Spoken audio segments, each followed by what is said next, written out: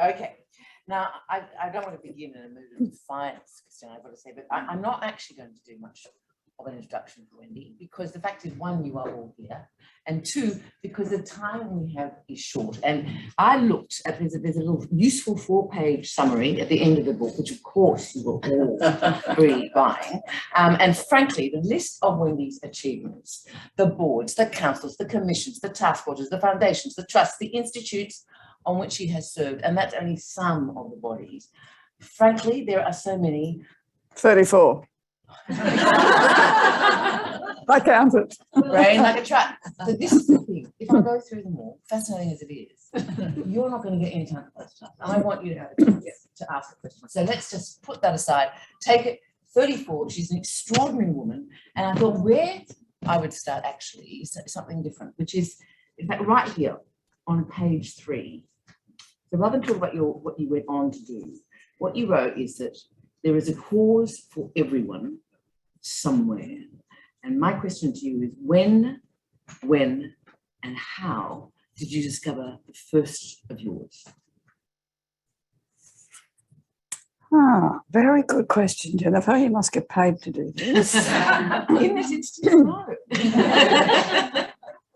Actually, my first cause at university, which, and I'm thinking voluntary cause, you know, something that mattered so much that I would march in the street for it, which is a very good qualifier, was getting more women scientists. I wasn't doing science, so I'd gone to university, was intending to do rural science, and I changed to arts when I realised I got more money to live there. And I marched in the street for that, which I found enormously fun. And we were quite successful in getting an outcome of increased enrolments in first year at the University of New England. So there's nothing succeeds like getting a win in your first gig. And then I worked with the History Teachers Association, and it was about getting changes in the curriculum when I was a very young teacher, and also getting credits allowed for your teaching certificate by taking groups out. We did the Rocks in Sydney. We walked. I've always been a person who, if I'm on a board, I go and look at the whole organisation as a history teacher. I wanted the kids to go, you know, when I was geography, we'd go to the Hunter Valley for 4 days, or we'd go somewhere and we'd walk and talk and learn. And everything was really about learning. But the first big political one was around the birth of my first child. And I'd been living in London and Pittsburgh, where I'd been a teacher. And, you know, I'm like a little sponge. I got married the week before I left on the boat, you know, with my husband to go to England. And suddenly I'm there and I'm teaching. And teachers are more highly regarded than they are in New South Wales, which was exciting. They were also tax-free for 2 years, which was exciting. And I was watching and learning. I'd never heard of, you know, the maternity ambulance that came, so almost all the mothers had their babies at home. And girls would say to me, Miss, the baby's probably going to come about midday. Can I just duck home to be there for the birth? And I'd go, oh my God, you know, they go to birthing. Anyway, I learned a lot.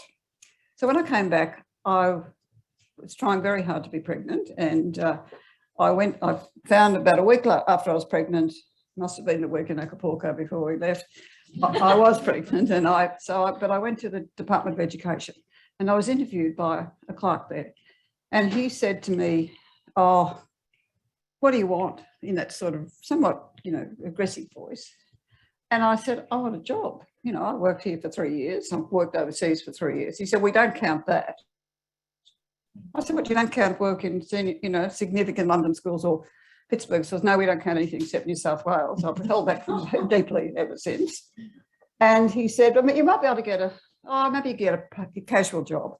I said, "I'd really like to have a proper job." So and I said, anyway, I said, "It needs to be a proper job for a particular time." And, you know, full of my new pregnancy news, which I've got an hour before, I said, "I'm pregnant." He went, "Oh no." And I'm thinking to myself, this is a system about children.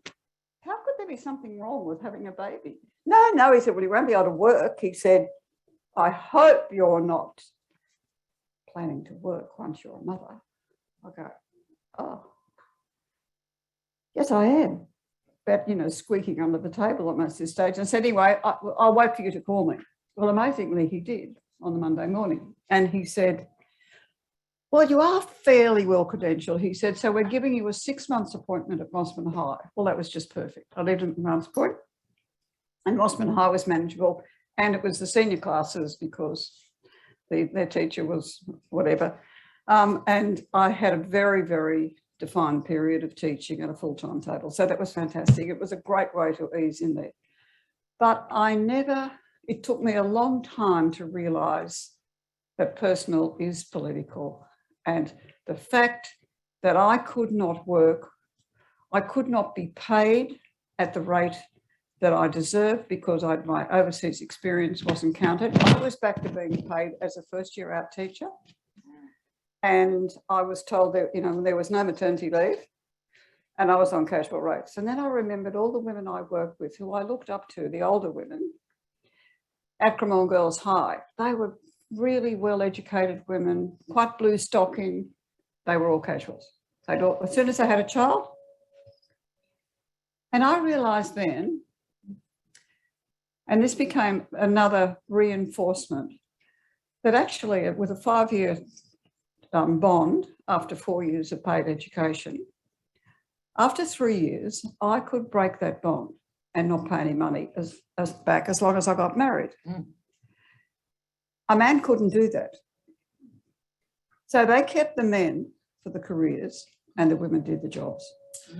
Yes. And that was one of the biggest learning moments in my life when I realised we're all hoodwinked by being told we were gorgeous, cute, clever, have a scholarship, do a bit of teaching, nice girl, go away and be a mama.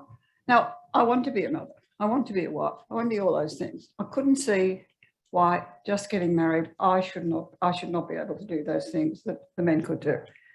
So that was a big thing. And when I had a chance to really go with that, I did. And meanwhile, the baby was due in May and I was looking for an obstetrician to deliver a baby where I was awake and aware. I lost half of my old friends immediately. I announced that because they said, oh, don't be ridiculous. I said, well, I want to be awake and aware and I want my husband present. And they're going, oh, she's changed since she's been away, hasn't she? Yes, after 3 years, I've changed. Anyway, said, look, what I do, he said, I'm welcome. And he said, very pleased to hear you're pregnant. He said, but the thing is, I just say to my girls, okay. I say to my girls, just come in and relax. And I'll give you some drugs and you'll wake up and you'll have a baby. And I thought, wasn't like that in the East End Road or Fulham or anywhere where the mothers were having the babies. No, I don't think he's not the right person for me. So someone said, go to someone else. So I did. And he said, I think you're a candidate for childbirth education. I said, I want my husband there. He said, that'll be fine. So about 10 of us took on King George V, Paddington, all the hospitals and said, we demand the right to have our husbands present if that's what we want. And we got it.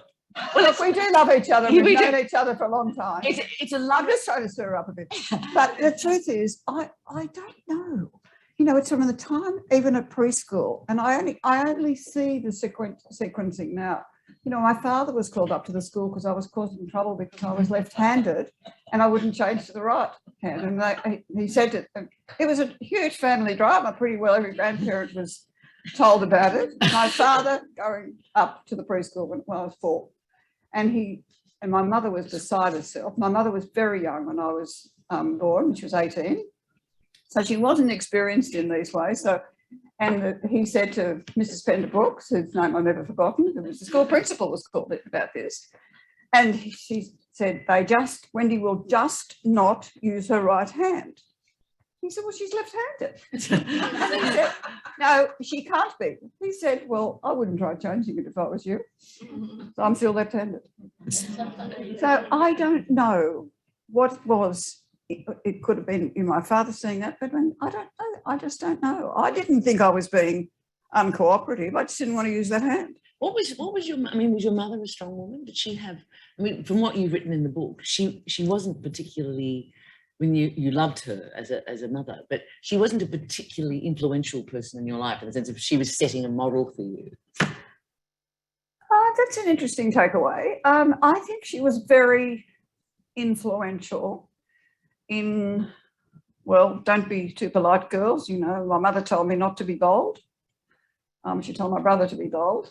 And she told me to wait until I was asked to dance, to be seen and not heard. I guess these were the things I didn't see that have really lodged with you so strongly. And I think that's what happened. And so, and also always to dress well and look after yourself. And we would have been down to our last cent, and she would have been on the sewing machine making things so that we look fantastic and scrubbed up. And can I just say, one of the things you will find in this book is, I mean, I have known Wendy as for decades. I never realized you were such a peacock. There's these wonderful, I mean, it's gorgeous, these wonderful accounts of you pulling on your white courage boots. And I mean, you was very stylish, but I didn't realize it actually mattered. And I love you for it. Why not? Isn't that one of the fun things about being a woman? Well, I know. And also it's a bit like put your best foot forward, you know, and don't, and the other thing, because we had this soldier settlement block out of Forbes, and they were destined to fail. All of them did it, you know, and some families dealt better with it than the others. You got 1,000 acres, you come out of the army, but there was no house on it. So where were you going to find the money? So my father converted some shearing huts, put them on wheels from another old property, and we lived in that for a couple of years in a tent. So my mother had never done anything like that. So just to survive, she was pretty strong, and she was very beautiful, and probably never got the husband she deserved. Yeah. You know, she had a couple, but it was a lot of things would have been happier for her. Yes. Yeah. But she was influential in terms of, well, remember the Hollingworth affair? Yes. Yes. So Peter Hollingworth, you remember the Archbishop? Yes. And so when the woman in the Hollingworth affair rang me, we'd been living at the hostel together, St John's Hostel in Forbes, in secondary school. When she rang me and told me what was going on, I said, "Oh my God, you know, I didn't know. I wouldn't have known anything about it. I didn't know anything about it." And I kept seeing her over about 10 years. And Hollingworth was being interviewed by Kerry O'Brien, and he was being asked a question about what about the priest from Forbes who became the bishop, who was alleged to have been sexually abusing this young woman. And Hollingworth said words to the effect, "Oh, I don't think she was very young. She certainly wasn't she certainly was over the age of consent." Okay, this is a hostel that he was in loco parentis. And he talked too much about how she asked for it, really. So my mother, who rang up, and she said, now, I was on the board of the ABC at the time. She said, "Now, you know that is not true. You know that girl, and you know we knew the players because Forbes and Orange aren't very far apart, where I started my life." She said, "You need to ring the ABC and speak to Kerry O'Brien and tell him that is absolutely an outrageous thing." I was really surprised by her vehemence. And she said, "But do not tell them who you are. Do not make the story about you. Do not in any way identify yourself, because it'll be bad for your reputation." I'm going, oh God, there's so many mixed messages. What am I going to do? I got the dogs, went walking, came back, and I thought I'll just sleep on it. And next morning I rang, and anyway, it went on then for about 2 or 3 years in my life. But finally, she lives in a gorgeous little house in a country town, and she's a happy woman. And he's dead. And I have to say that probably being deputy chair of the ABC, Kerry O'Brien probably would have recognised your voice. Exactly. I want to take you back a bit. I want to take you back to the 70s. I think most of us here can remember the 70s.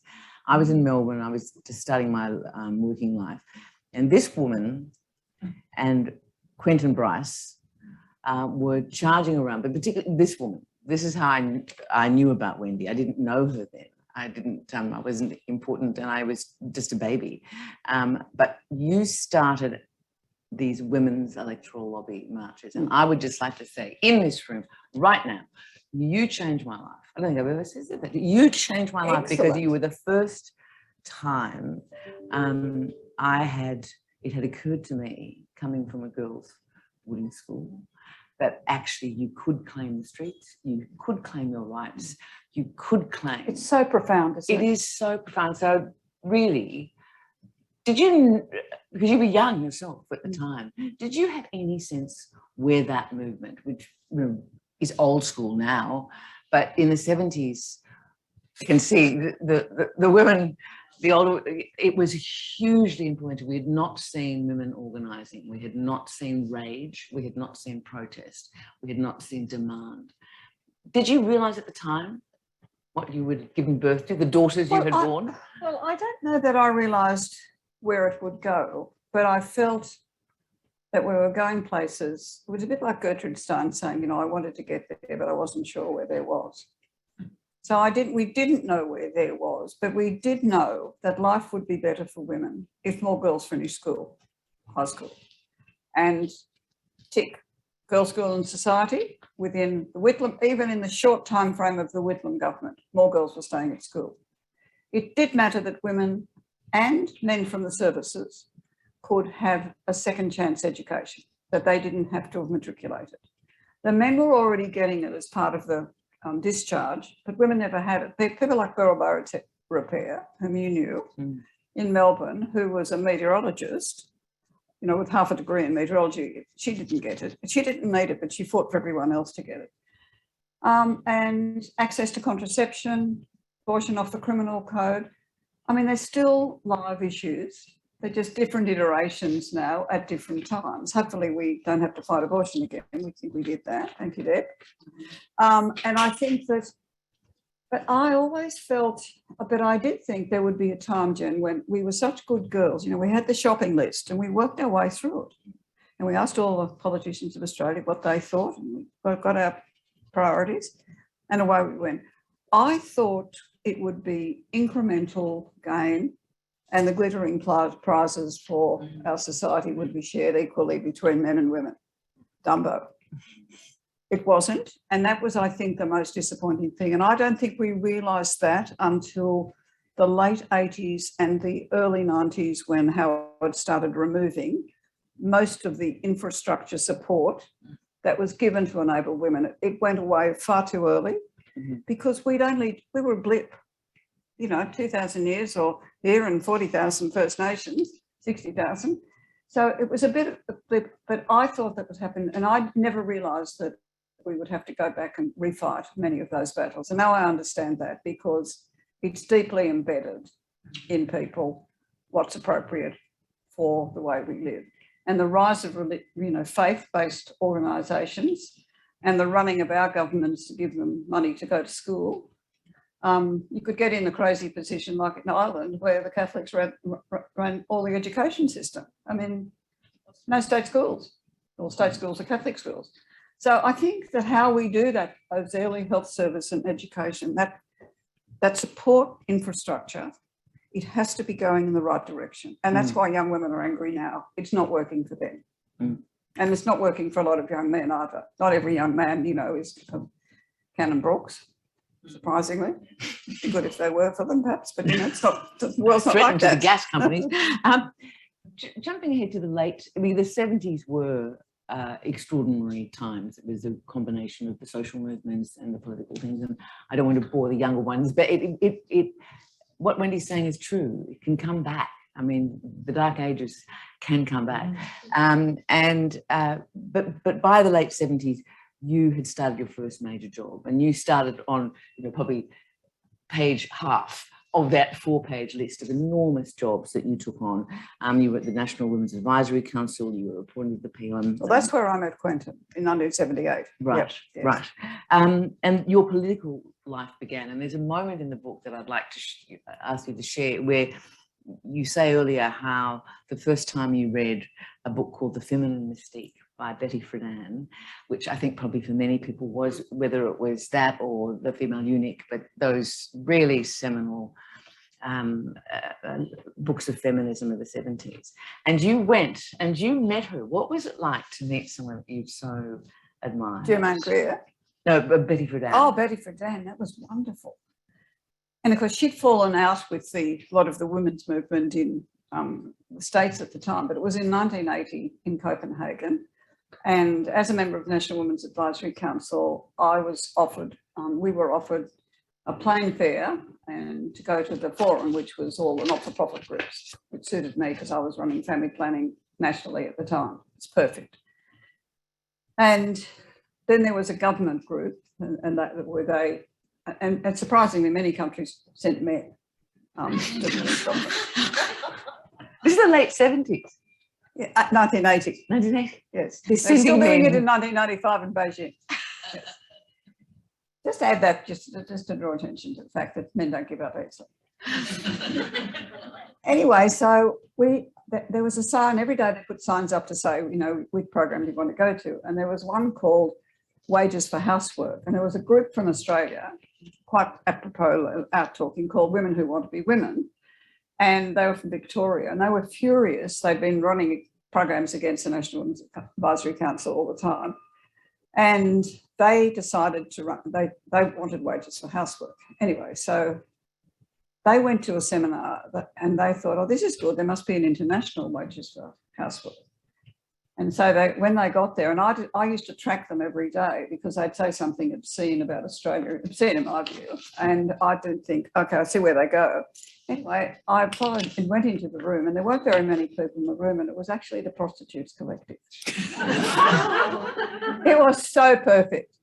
Anyway, so then they came back to a central venue, and I moved in and I sat behind Bella Asberg with the big hat, a couple of other well-known feminists, and then Betty Friedan. And so there was a question asked and about what the future was, and these women were really getting out of their depth because they weren't prostitutes. Anyway, so Betty Friedan said, and she had this really gravelly voice, and she said, listen, sweetheart, you're just one husband away from welfare. Oh, it's so perfect. Yep, an extraordinary moment.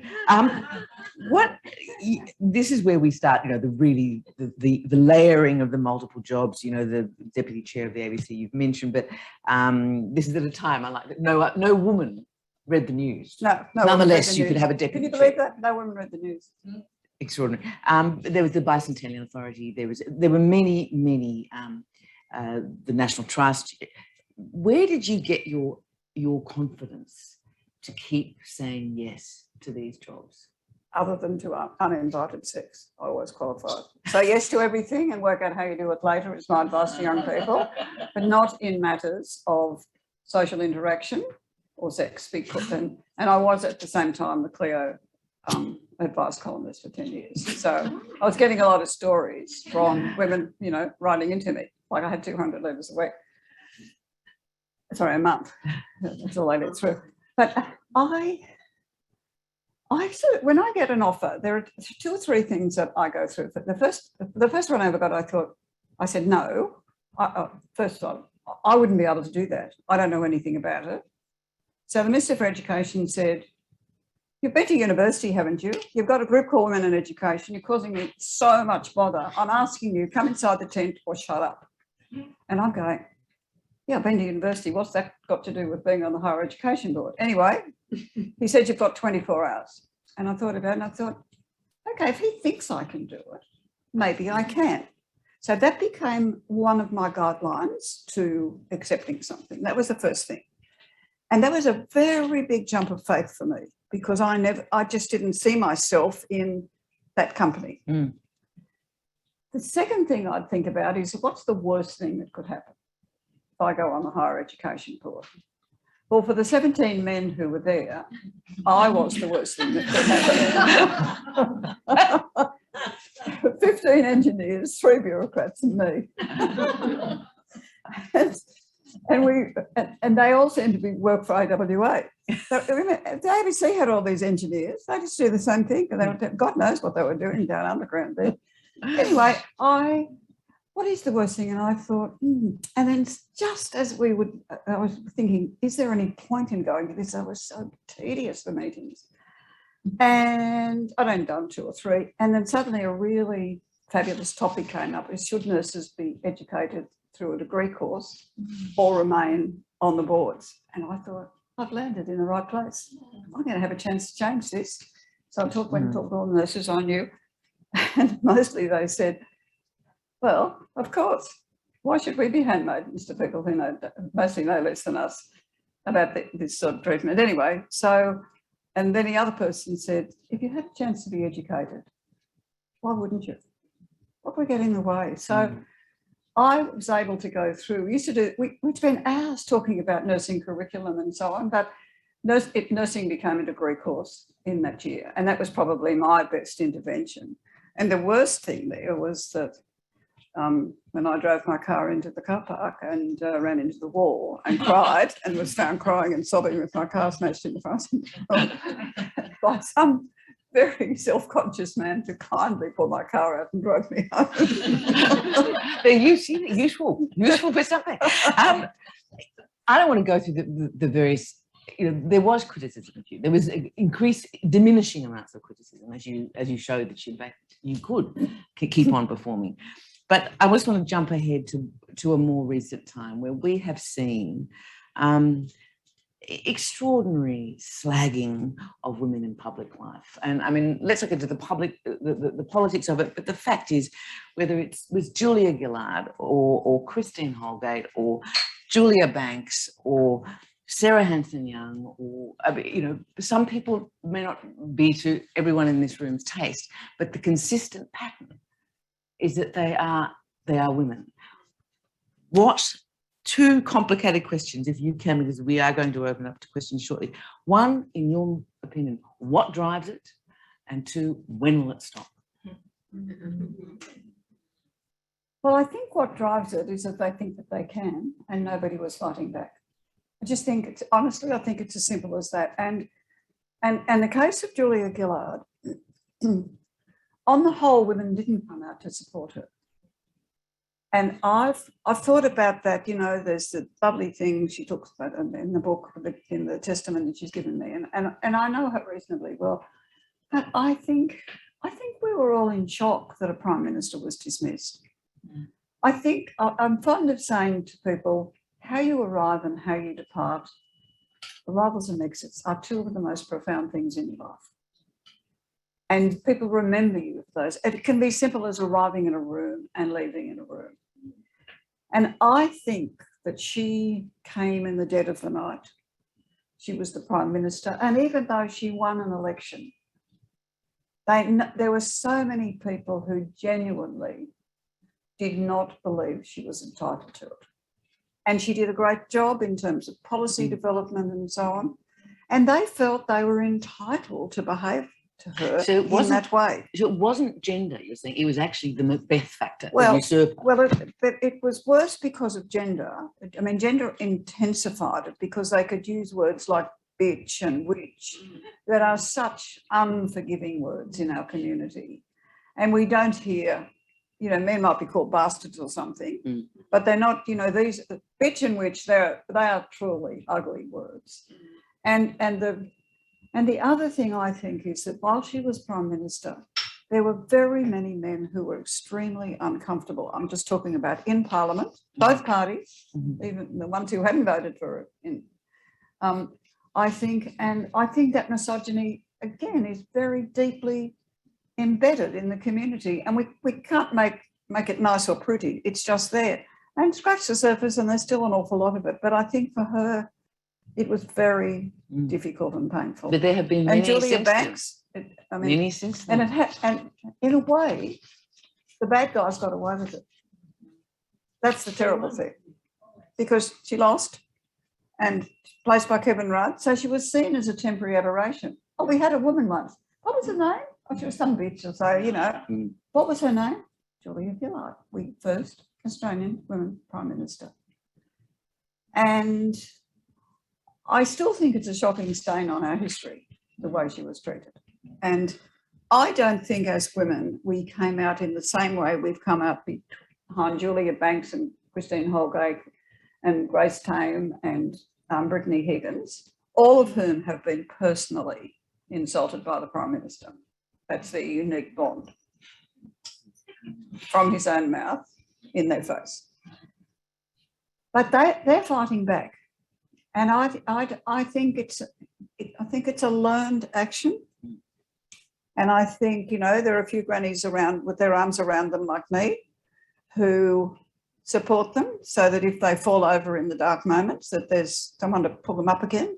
Because you need, as a woman, you do need the strength of older women behind you. It's not enough to be the darling of the chief of SO, because if he falls down, he'll just go away and, you know, it's all over. But you need women in your community who will support you. And I think Julia didn't have that either, because she was a very solo player. And also because she it's a horrible phrase, but she didn't play the woman card. She didn't call for us to support her. No. And a lot of women make that mistake. You can't, it's pointless. You are who you are. You take a whole person to work. You don't just strip off your gender as you walk inside the room. And why should you? Why should you accommodate yourself to someone else's gender in that way? It's nonsense. You know, rubbish. It just needs to be called. I mean, this stuff is much simpler than we make it. I know a lot of people making careers about bias and so on, and it's rubbish. Just rubbish. You can get over it in 5 minutes. And during the 80s, Jen, we had women travelling around Australia, an American woman. She came for a year helping people with unconscious bias. Well, now we're doing it again. It's nonsense. You get, you know, if I have a response to someone, I've got enough brain power now to realise that that's not the way I should open my mouth to them. Just get myself on the right treadmill of response and deal with it that way. And Julia wanted to be one of the boys. And of course, also she was pulled down by that terrible legal case from that Melbourne lawyer. Yes. So there was a lot of clutter around her life. And of course, that's what they did. They attacked a woman's personal life. You know, they laughed at her boyfriend and they laughed at her cooking. And so she had to be the perfect partner, housekeeper, etc. And let me ask you something. I hadn't even thought of it. If you'd been deputy chair of the ABC at the time, would you have allowed them to make that? No way. Yeah, you know what I'm talking about, don't you? What was it called? At Home with Julie. Oh, it was disgusting. It is a stain as far as I'm concerned on the ABC. I don't know. I felt like witch hunting and, you know, making a lot of noise. I just thought it's done. Some things, you know, fight your energy to fight a good fight, but it was deeply insulting. Yeah, it was terrible. One of the bits I liked so particularly in your book, which is towards the end when you talk about, and because we will open up to questions, I'm keen to hear from you, is the power of female friendships. And it's partly, I think it's just something that we all love and value, but it's relevant to what you were talking about with Julia, because she didn't have those. She didn't have it. No.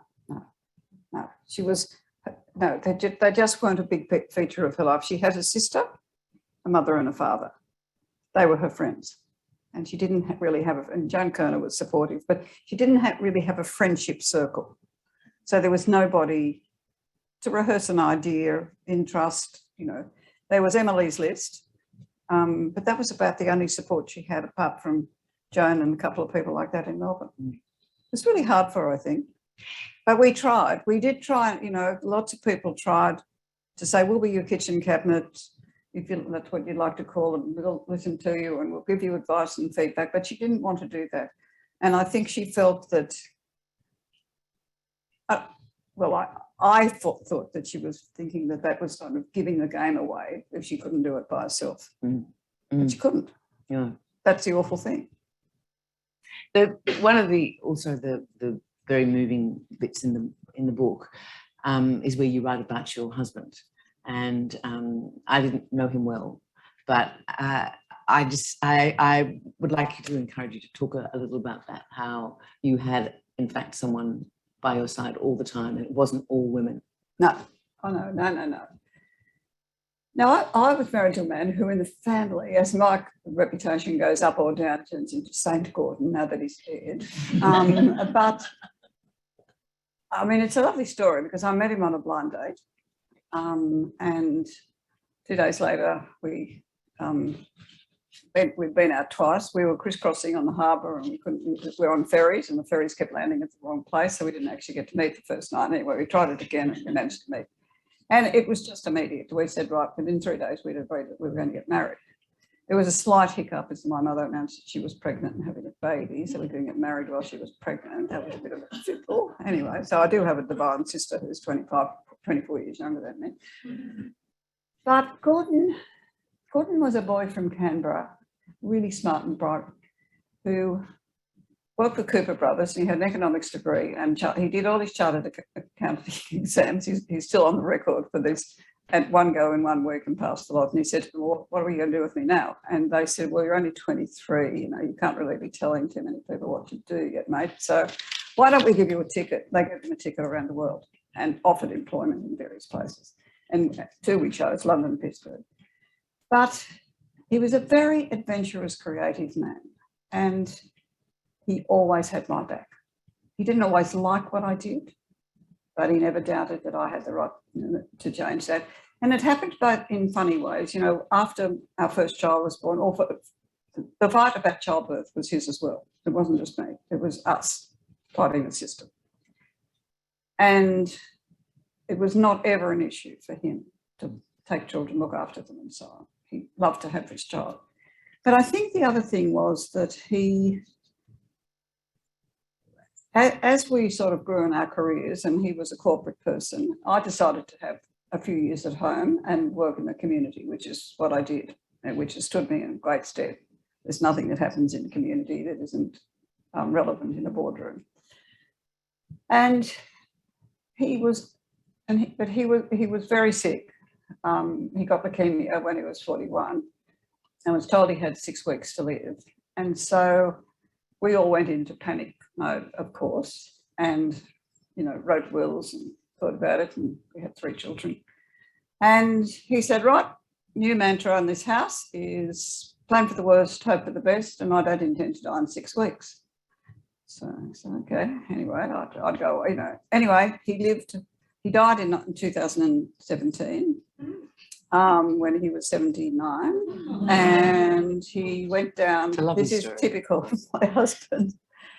He is the longest living bone marrow recipient in Australia. His brother gave him a bone marrow in eight years, but after he was diagnosed. But during those 8 years, that man ran his business, sold it, made sure we had a house renovated. We sold the business so that we would have some money, because we didn't have much money at that time. And he provided for us as though I was a completely dependent wife with dependent children. And he said, you'll have to make that work if I'm not here. That's the best that I can do. And I think that when he had the bone marrow transplant, which was really scary, I mean, I've seen all the ICUs and so on. I can tell you with the COVID, you know, they just all come back, you know. He truly believed that I should be equal or more than equal, and that there was no reason I couldn't do anything I wanted to do. Even if he'd say, well, I might go a bit gently there or you know, a bit harder there or whatever. And in one job I was in, one board I was on, which I was really stressed about. And I don't very often give get him the stressed. chance to ask questions, Wendy. Yeah, okay. And I said to him, and I almost never talk shop with him. I said, I'm really worried about this. And he said, just follow the money. You'll find what's wrong. Sure enough, 24 hours later it was done. So he was an incredible help. Anyway, he was also adorable. Exactly. You now say in the book, which is not true, that you've turned into a, well, I don't know, Dottie, what you're saying, a strange old woman with a dog. I know, caricature. You have the dog. That's true. Not the strange old woman. You've got the dog. But I just want to, before we get, so please think of what you'd like to ask, but there's almost the favourite bit for me of the book is right at the end. You talk about, there's a segment, you know, after you write about Gordon and after you write about individual female friends, you write this chapter called "The Grandmothers Are Coming." Yes, and you refer to it in an article that she had read comparing menopause in mammals, and it turns out that killer whales specifically are one of the few animal species in which the female live long after their menopause, and in fact, tell us why that matters. Why are these super whales, these post-menopausal killer whales, with which you identify, Wendy McCarthy? I love them, and I've now been following them. You know, I'm following Nature Today, or whatever the journal was that it was in. I found that Helen Mirren and a few others are following it. We're all following it in the hope that we'll still be around causing trouble in a few years. But I think it was because they've done their jobs as girls, wives, mothers. They've helped with the next generation, and then they say, enough is enough. It's about us now. So they're wearing outrageous clothes, they are living longer, they're dancing, they're singing, doing yoga, and they're pleasing themselves entirely. And as women, we mostly are looking after other people. Now, we might also be looking after, but the idea that the whales then, the older whales then can go cruising on their own and then come back. I mean, it's just a lovely story. It is a lovely story. I think it's really gorgeous. But they also are the ones who, you say, who take the pods, Yes, take the pods. to the feeding places. Yes. So they're still caring, Yes. but they're frolicking at the same time. And that sounds pretty good, isn't it? I won't ask you to clap now, because I think I'd like to ask, are there any questions that you'd like to put to Wendy in the period that we have left? Because, and I know, don't tell me, but yes. You're a historian, because I am. And I also believe that I spent a whole lifetime supporting young women and trying to get them through HSC for the very best results you can get to university, particularly those in socioeconomic disadvantaged areas. And I do think it's really important that young people know that they stand on the shoulders of other women. So you're quite right. I'm a granny, and at 70 I decided to produce my own plays. And one of the plays I've written about is Anne Bronte, who is so relevant to the Me Too movement, because The Tenant of Wildfell Hall is an extremely detailed account of a narcissistic husband and an abusive husband. And therefore, despite being vilified, and I think young women have to realise that this is never going to be an easy journey, that despite being vilified, despite being a very sickly, consumptive young woman, despite throwing all her money at these publications so that she was left with absolutely no money, she made a huge statement and kept doing it. And to stand up against the establishment and then issue a second edition of her book. Is there a question, ma'am? Yeah, sorry. Yeah, let's get to the questions, because there are other questions to come. So my view is, as you say, when you say you're there as a grandmother putting your arms around these people, I think as a historian also, it's really important to, don't you think, to tell these young people that they are not alone. There is a history of women doing the same as they have done 200 years ago, or even more. I agree. Okay. This is actually question time. Yes, sorry, could you just wait 1 second, because this lady here. I found that Julia Gillard and some other female politicians who have probably had their run there, I find a great dignity in the fact that they've stepped right away from politics and gone in and found other jobs. I'd just like your comment. Okay. Well, I think there's one commitment. If you've got a prescribed time, and I love prescribed time, so you go to a board for 3 years and it's 3 by 3 terms, and that's it. You know, I love that. And I do it every board I go. I change the rules about that to make sure it gets there, because you have your chance. You do the best you can. You try and change what you can change if that's what you want to do, and then you go, and then you shut up. It's not your job to commentate. Things change in the boardroom. They change in other places. When I first wrote Don't Fence Me In, and I wrote a bit about the ABC board, which I did in this book too, but a couple of ABC journalists said, oh, you could have dished out the dirt. I said, why would I do that? I had a chance to rebuild the ABC. It was a great privilege. I'm not going to tell stories from the boardroom about that. It's just not, it's not ethical. So I think that Julia has behaved with extraordinary grace since she left politics, and she's been rewarded for it. As opposed to male politicians? Well, some male politicians leave well. Fred Chaney left well. He's now mentoring his niece to run as an independent. Bob Hawke left pretty well. He lived a pretty publicly enjoying life. But I think, you see, the other thing is they stay on the payroll. You know, they have that super and all That's that stuff for right. years. That's And right. that make, you know, the governors general and all these people, they still have cars and planes and office. I say to Quentin every now and then, you know, don't have to tell me you're busy. I said, you've got a beautiful office, a car driver and a secretary. Income, what's the problem?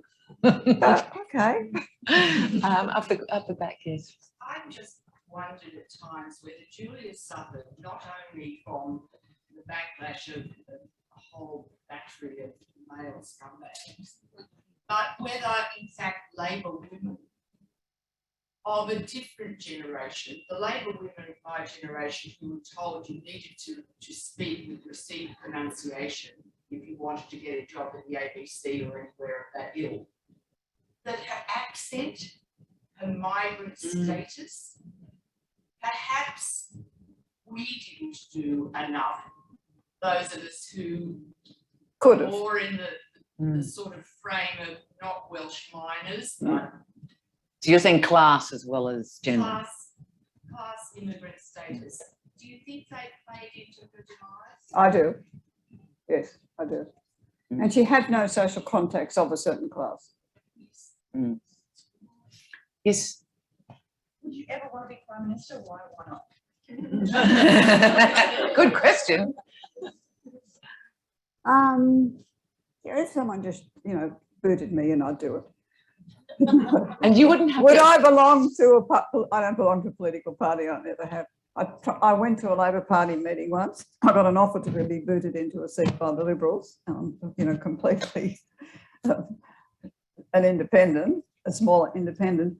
But I just couldn't bear to take the package. But first of all, for me, I would have to fight the Labor Party to get the platform I needed. And then I'd have to find enough energy to be the Prime Minister. It's an impossible task. There's plenty of room for people who can create change outside the political parties. And I've been appointed to boards by both political parties. So I've had a fair go from both sides of politics to be able to express a view. And I'd like to think it's because the policy ideas and behaviours that I've got are acceptable to both sides. And that makes a difference. And there's plenty of room for us to do that. And there's plenty of room for people to join the Labor Party. The worst thing about the parties, in my view right this minute, is they're almost recruited in high school. I mean, Brittany Higgins was recruited as a young Liberal in high school. She was in love with the whole thing.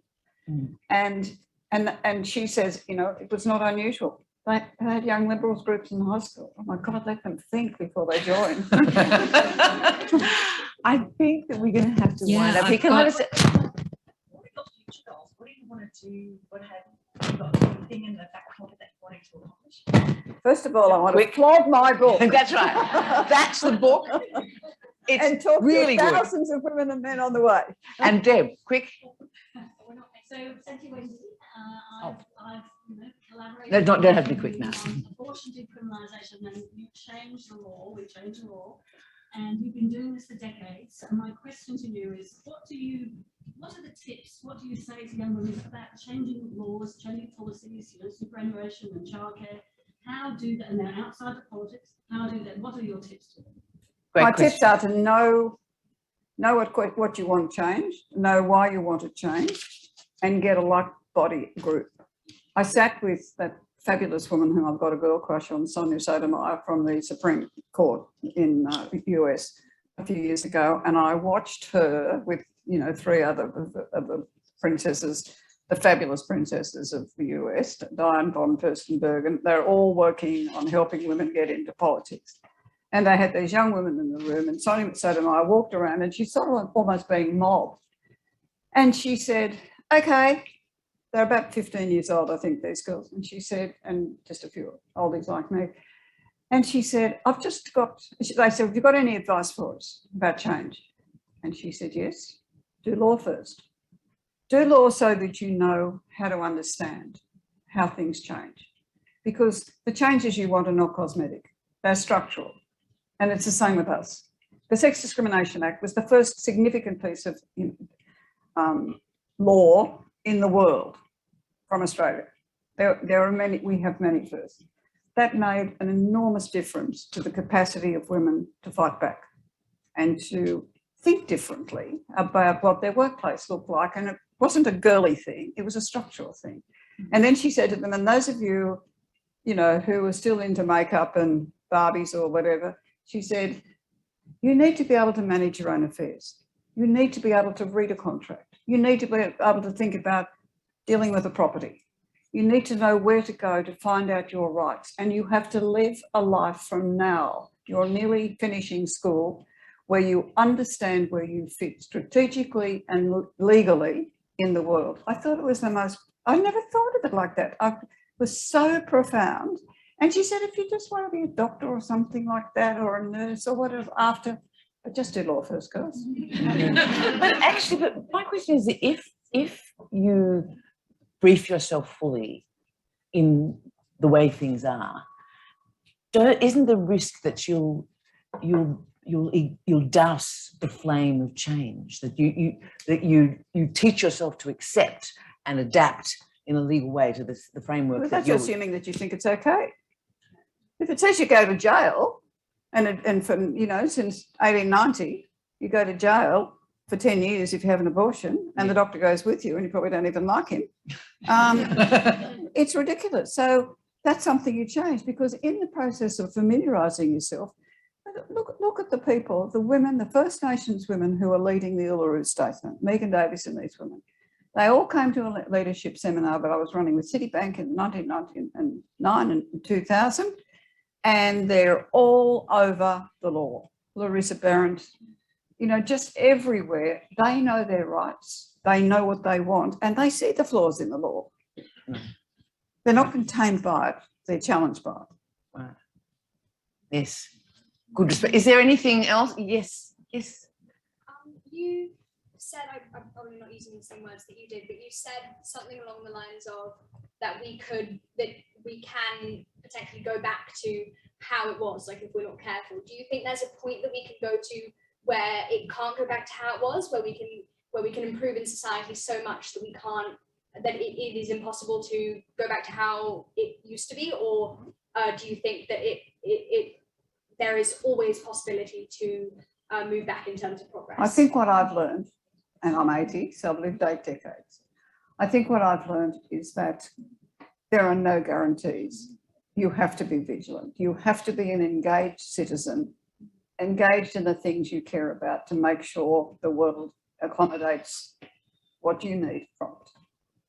Otherwise, you know, it'd be too easy. And you think, we've thought, you know, the American legislation will never be challenged. Well, it might not even exist in 12 months. It's a great question, though. Really good question. I've got a question. I've got a couple of questions from our online audience, if I may speak on their behalf. So that's why I was hurrying everyone up, because when you were speaking, I thought, oh my God, she's telling me to hurry up. No, we just saying there was another question on the line.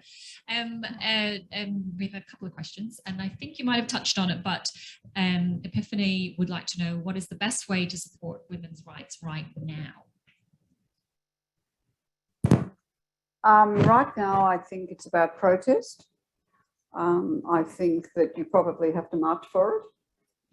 I think you've got to draw attention to where they're not being respected. I think the big word for the election for women is respect.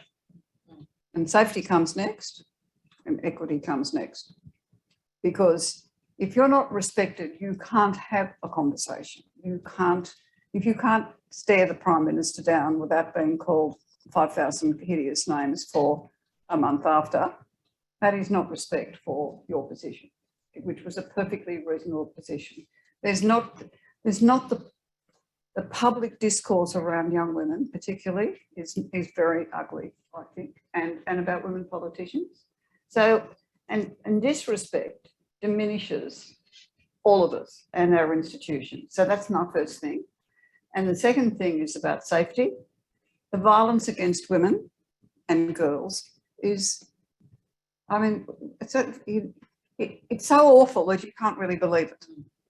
And you know then, I know we've all got male friends, but we know then that systemically men do not care very much for women. Or they wouldn't do the things they did. They wouldn't they would listen more and try and get our point of view, which is about respect.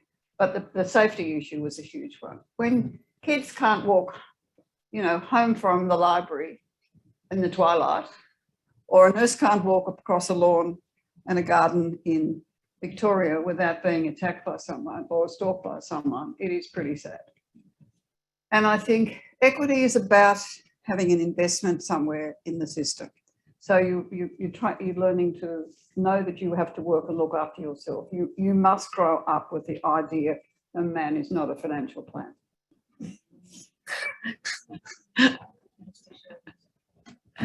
Another question from our online audience, Joe. What is the next challenge that we should be turning our efforts as women to?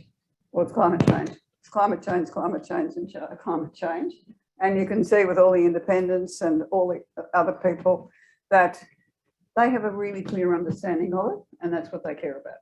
And I think the other thing is the Chanel Costos thing on consent is going to be huge, because she's already given a big grant of money, and it's amazing that she has been able to get every state government to agree to do this program. And she's 25 years old, 24 years old. So that, you know, people can do things. And she's using the best education she's well educated and she's well off and so on, but that she's not wasting it. She's using it for the common good. So that's what I'd like to think people would do. I think that probably wraps it up unless anyone has something pressing. But what I would like to encourage you to do is to thank Wendy McCarthy for being the remarkable woman she is.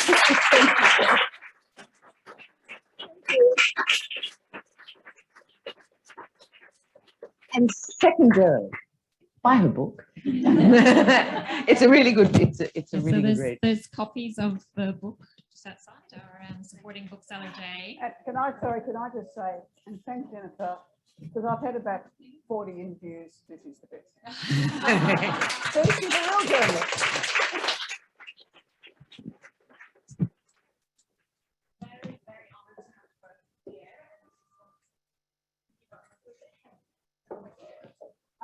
Oh, thank you.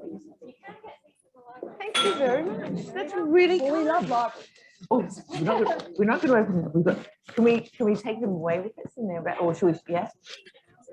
What a gorgeous thing! Thank you very much. Thank you. So lovely. Let me just give you this side.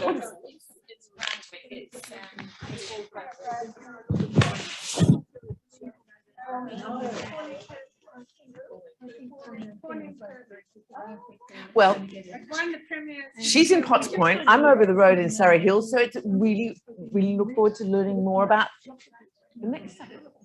Thank you very much. Thank you. Thank you.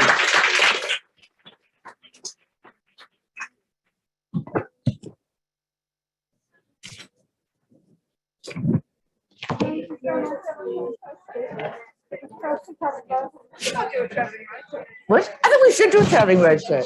Absolutely.